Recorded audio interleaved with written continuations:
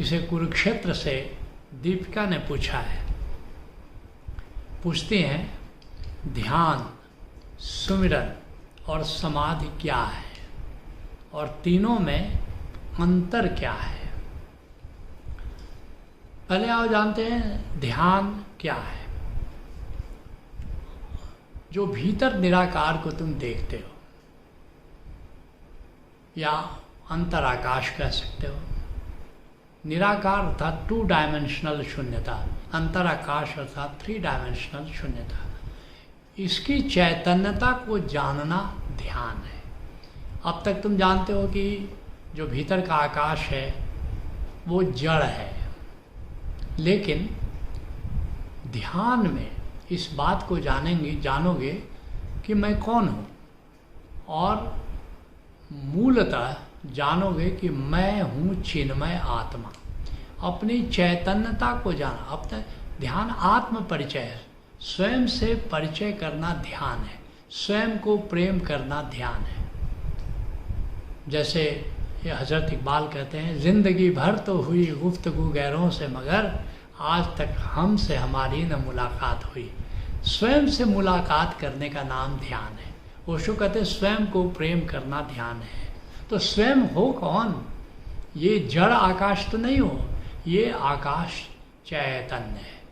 तो अपनी चैतन्यता को जानना, स्वयं को जानना, स्वयं के बोध स्वरूप को जानना, ये ध्यान है। और इसकी विधि कई बार हमने चर्चा की कि जो भीतर निराकार है, बंद आँखों से जो शून्यता दिखाई देती है उसको निराकार कहते हैं। एक बड़े मज़े की बात है कि जब संत कहता है भीतर देखो, और मैं बहुत सारे अपने जो सन्यासी थे जो साथ साथ यात्रा पर हम लोग चले थे ओशो के साथ, तो बहुत सारे सन्यासी कहते थे कि ओशो कहते हैं भीतर देखो। स्वामी जी ये भीतर क्या वो हड्डी दिखाई देगी, जैसे एक्सरे में दिखाई पड़ता है कि ये नर्व्स दिखाई पड़ने लगेंगे, ये क्या दिखाई पड़ता है। मुझे बड़ी हंसी आती थी कि भीतर देखो। अच्छा, जैसे कृष्ण ने कहा कि नासाग्र दृष्टि, अब लोग अपनी नाक का अग्रभाग देखने लगे। कृष्ण करे आँख बंद करो और नासाग्र दृष्टि देखोगे तो निराकार दिखाई देगा, निराकार दिखाई देगा। लेकिन वो इतना कहने की ज़रूरत उन्होंने नहीं समझा कि आँख बंद करके देखो, तो लोगों ने आँख खोल करके देखना शुरू कर दिया। अब ध्यान तो घटित नहीं हुआ, आँख खराब जरूर हो गई। ठीक इसी तरह से जब संत कहता है भीतर देखो, तो लोग पता नहीं क्या क्या अनुमान करने लगते हैं कि भीतर लगता है हड्डी दिखाई देगी कि क्या दिखाई पड़ेगा। नहीं, भीतर देखो मतलब आँख बंद करके क्या दिखाई देगा? शून्यता दिखाई देगी, एम्प्टीनेस दिखाई देगा। तो उस एम्प्टीनेस को देखो और एक दिन देखते देखते उसकी चैतन्यता को जान लोगे तो ध्यान घटित हो। एक्चुअली ध्यान तब घटित होता है जब जान लेते हो कि मैं हूँ चिन्मय आत्मा। असली ध्यान उस दिन तुमको घटित होता है, अर्थात स्वयं से परिचय, स्वयं से मुलाकात, स्वयं से प्रेम, स्वयं के अंतराकाश के चैतन्य स्वरूप का अनुभव, इसका नाम ध्यान है। तो फिर सुमिरन क्या है? अब जब अंतराकाश से परिचय होना शुरू हो जाएगा तो फिर क्या होगा कि उसमें अनेक खजाने हैं। हीरा, संतों ने कहा कि हीरों का टकसाल है। अब क्या है वहाँ पर? नाद है, नूर है, अमृत है, आनंद है, चैतन्य है, बहुत कुछ है, उमंग है, मंगल है, ऊर्जा है, शांति है, बहुत सारा है। तो जब इन तत्वों का अनुभव होना शुरू हो जाएगा तो इसकी जब याद करते हो तो इसका नाम है सुमिरन। अर्थात कि एक बात है, 3 शब्दों से परिचय कराता हूँ तुम्हारा कि एक ज्ञाता है, एक ज्ञेय है। जैसे मान लो हमारा शरीर है, तो शरीर में आँख देख रही है और शरीर में विभिन्न अंग हैं, वो दृश्य हैं। जैसे हम अपने हाथ को देख रहे हैं, आँखों से देख रहे हैं, तो कौन देख रहा है? ये हमारी आँख देख रही है। कौन देखा जा रहा है? हमारी उंगलियां देखी जा रही हैं। लेकिन दोनों ही शरीर के अंग हैं। ऐसे ही हमारे अंतराकाश में हमारा चैतन्य आँख की तरह है, जो अंतराकाश के बाकी जो भी उपस्थिति है, नाद है, नूर है, अमृत है, उमंग है, चैतन्य ऊर्जा है, मंगल है, प्रेम है, तो उसका वो अनुभव कर रहा था। तो गेय है, गेय है अर्थात जो जाना जा रहा है। तो इस तरह से जो भी गेय तत्व है, नाद श्रवण कर रहे हो, अब ये सुमिरन का हिस्सा है। नूर का दर्शन कर रहे हो, अब ये सुमिरन का हिस्सा है।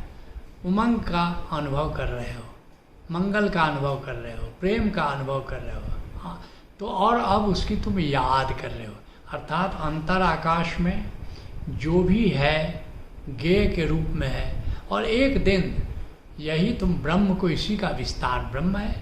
तो ब्रह्म में भी ये सारे तत्व मौजूद हैं। प्रकट जो आकाश है, एक दिन उसकी चैतन्यता को जानोगे, फिर जानोगे कि वो भी आनंदमय है, वो भी प्रेममय है, वो भी नादमय है, नूरमय है। तो फिर उसके स्मरण को करोगे, उसको प्रेम करोगे। तो इसका नाम सुमिरन है। और फिर समाधि क्या है? अब समाधि में ये जो ज्ञाता है, जैसे सामान्यतः क्या है कि 3 अवस्थाओं से तुम परिचित हो। जागृत अवस्था से परिचित हो, विचार चल रहा है, समय का ज्ञान चल रहा है, जैसे अभी हमें तुम सुन रहे हो तो जागृत अवस्था में हो। और फिर सुषुप्ति अवस्था है कि सो गए, वहाँ पर जैसे जागृत अवस्था में होश है प्लस विचार है प्लस समय का ज्ञान है। जब तुम सो गए तो अब वहाँ होश नहीं है, वहाँ पर विचार भी नहीं है, वहाँ समय का ज्ञान भी नहीं है, ये सुषुप्ति है। और स्वप्नावस्था क्या है? बेहोशी है मगर एक विचार चल रहा है, समय का एक अपना ही समय का कुछ न कुछ बोध चल रहा है, वो स्वप्न है। लेकिन एक चौथी अवस्था, एक तुरीय अवस्था है, जहाँ तुम होश में हो लेकिन विचार नहीं है, होश में हो लेकिन समय का ज्ञान नहीं है। उस अवस्था को समाधि की अवस्था कहते हैं। तो अब कह रहे हो कि तीनों में भेद क्या हुआ? भेद ये है, ये जो मैंने बताया, ज्ञाता, ज्ञेय और ज्ञान, इन 3 शब्दों को से परिचित हो जाओ। अर्थात ये जो ध्यान का अनुभव है वो ज्ञाता का अनुभव है। ज्ञाता कौन है? ये चिन्मय, ये जो चैतन्य है यही ज्ञाता है। तो ये ध्यान में जाना जाता है अपने ज्ञाता को कि मैं कौन हूँ, ये ध्यान से पता चलता है। और सुमिरन में क्या जानते हो? तुम ज्ञेय तत्व को जानते हो, जो जाना जा रहा है, जो हमारा चैतन्य जान रहा है वो ज्ञेय है। तो सुमिरन में ज्ञेय तत्व को जाना जाता है, ज्ञेय तत्व से नाता जोड़ा जाता है। ध्यान में ज्ञाता तत्व से नाता जोड़ा जाता है, ज्ञेय में जो सुमिरन है उसमें ज्ञेय तत्व से नाता जोड़ना, ये सुमिरन है। और फिर समाधि क्या है? समाधि का संबंध न ज्ञाता से है न ज्ञेय से है, ज्ञान से है। समाधि में ज्ञाता भी विदा हो जाता है और ज्ञेय भी विदा हो जाता है, रह जाता है सिर्फ ज्ञान। इसलिए जिसलिए कबीर साहब कहते समाधि क्या है? जाप मरे अजबा मरे अनहद भी मर जाए, वो ज्ञेय भी विदा हो जाता है। और शब्द सने ही ना मरे कह कबीर समझाए। लेकिन जो एक होश मात्र स्थिति है वो बनी रहती है, बिल्कुल होश, होश जिसको कहते हैं जस्ट अवेयरनेस, वो समाधि में बना रहता है।